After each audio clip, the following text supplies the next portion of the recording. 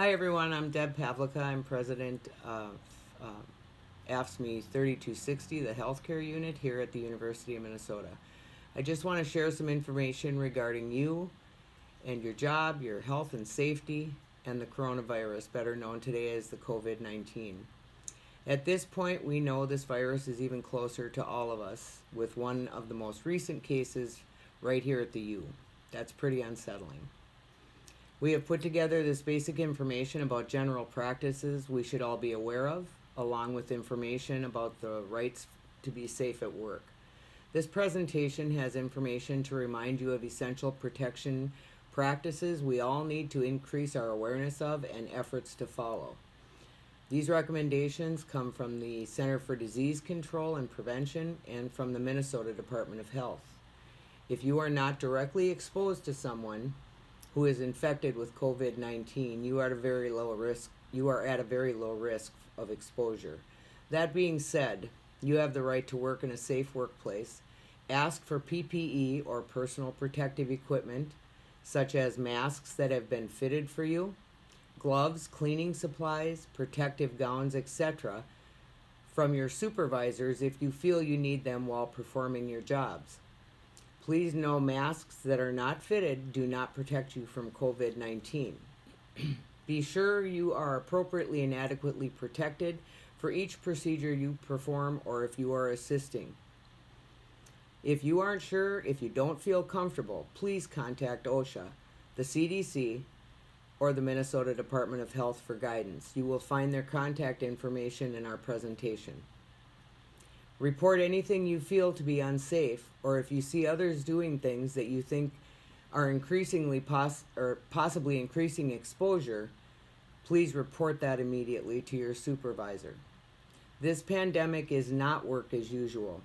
Please don't treat it like it is. Be aware of your surroundings. Social distancing means 6 feet away from others. Don't shake hands or touch others. Don't touch your face. This means your eyes, mouth, and nose. Cover your sneeze and cough with your arm or Kleenex or clothing. Wash your hands often for at least 20 seconds. Wipe down and disinfect surfaces frequently. Avoid large groups of people. Postpone travel. Use common sense to protect yourself, your coworkers, your families. We can do this. We will make this work for all of us. Please contact any Afscme representatives if you have questions that have not been or are not being answered. Please be safe.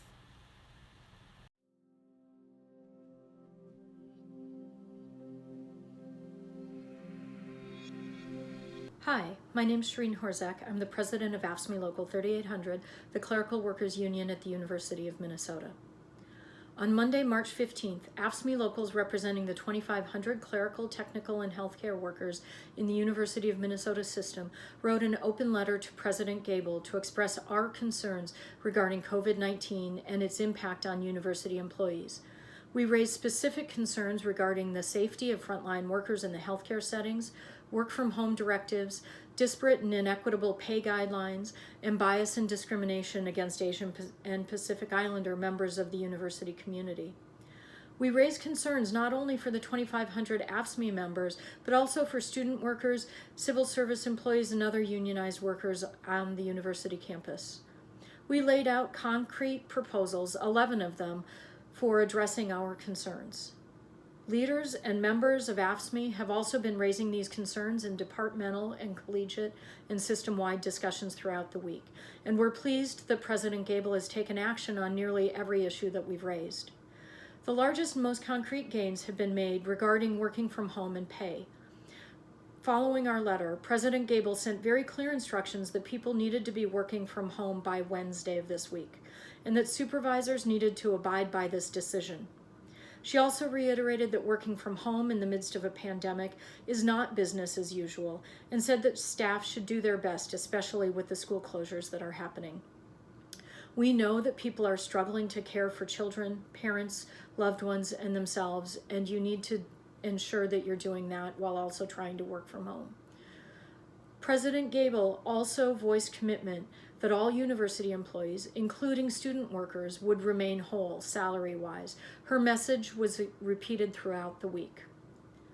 On Friday, March 20th, President Gable announced that the university would be going into reduced operations beginning Monday, March 23rd, and shared the university's new guidelines for work and compensation in a long-term emergency closing or long-term reduced operations situation. The university guidelines are available online, but here's what it means in a nutshell. Anybody who is regularly scheduled to work will continue to get paid as if they were working. Those who are deemed critical and have to work on site will receive a $2 an hour augment to your salary. You will be notified in writing if you are deemed critical in this context. If you are not deemed critical, you are expected to stay at home and will continue to get paid your regular wage. All employees who are able to work from home will be expected to do so. As of March 20th, we don't know how long the reduced operations are expected to go on, but in our letter to President Gable, we pointed out that the university has budgeted and allocated funds for the current staffing levels through the end of the fiscal year, and so it should not be a financial hardship to ensure that staff continue to get paid as we work from home or if we're unable to work from home because of a pandemic. If you've been told that you are critical and or told that you must work on site, please contact us right away at afscme3800@gmail.com. We're tracking the numbers of people who have been instructed to do so, and we also want to make sure that you have the proper training, supplies, and personal protective equipment to do your job safely. If you are working from home, you will be paid your regular wages based on your appointment. We have heard from a few people who are told that if you do not have 8 hours of work to do, that you must use vacation to supplement the remaining hours. This is false. You will be paid for your full appointment. We've also heard from some that are expected to track time on close to a minute-by-minute basis. If this is your situation, please contact us and we can have a steward work with you to ensure that your supervisor understands that the priority is accomplishing your work assignments, not proving that you are working every minute of the day. It is your supervisor's responsibility to provide work to you, and it's quite possible that you don't have as much work to do as when you were in your office. That's understandable. This is a catastrophic situation that everybody at the U is grappling with. In the words of President Gable, do what you can, take care of your family, and we will all emerge stronger. In this time of social distancing and working from home, it's more critical than ever that we strengthen our bonds of solidarity and work to build community. We must ensure our workplace rights are respected, even now that our workplace may be in our living rooms. Our stewards will be holding online office hours on a daily basis beginning on Wednesday, March 25th. We will email a schedule and a Zoom link for these drop-in sessions on Wednesday morning. Afscme 3800 will also be holding weekly Know Your Rights and info sessions and discussions for our members. The schedule will be posted on our Facebook page. We will also use our Facebook page for sharing tips on working from home, setting up an ergonomic workspace, ensuring boundaries between work and home, best practices for online meetings, etc., as well as mental health resources, community support resources, and a bit of humor. Please like us on Facebook and encourage your coworkers to like us as well. We have heard concerning reports of anti-Asian bias on campus and in our communities in the weeks since COVID-19 has been reported in the press. We call upon our members to stand firmly against these racist attacks and to show your support and solidarity for your Asian American and Pacific Islander coworkers and community members. Afscme 3800 joins in solidarity with workers in our communities who don't have the strength of solidarity by being in a union. No working person should lose their income due to COVID-19, and no person or family receiving welfare, food stamps, housing assistance, or other support should have to worry about whether these supports will continue. We also need to fight for single-payer health coverage because it is now more clear than ever that health care is a fundamental human right.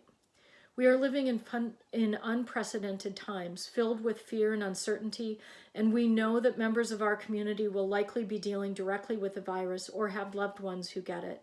As a union, we are here for each other. When workers speak and act with a collective voice, we have incredible power. Our union activists at the U have put out dozens of fires this week and handled a gazillion smaller crises and questions. Thank you to all our members who have lifted your voices not only for your own well-being, but also for the well-being of others at the U and in our communities. Your acts of solidarity are an inspiration.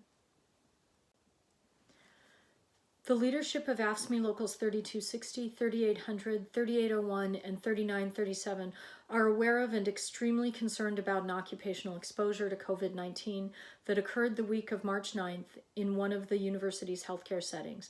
3 university healthcare employees have been instructed to self-quarantine because they were exposed to COVID-19 while at work.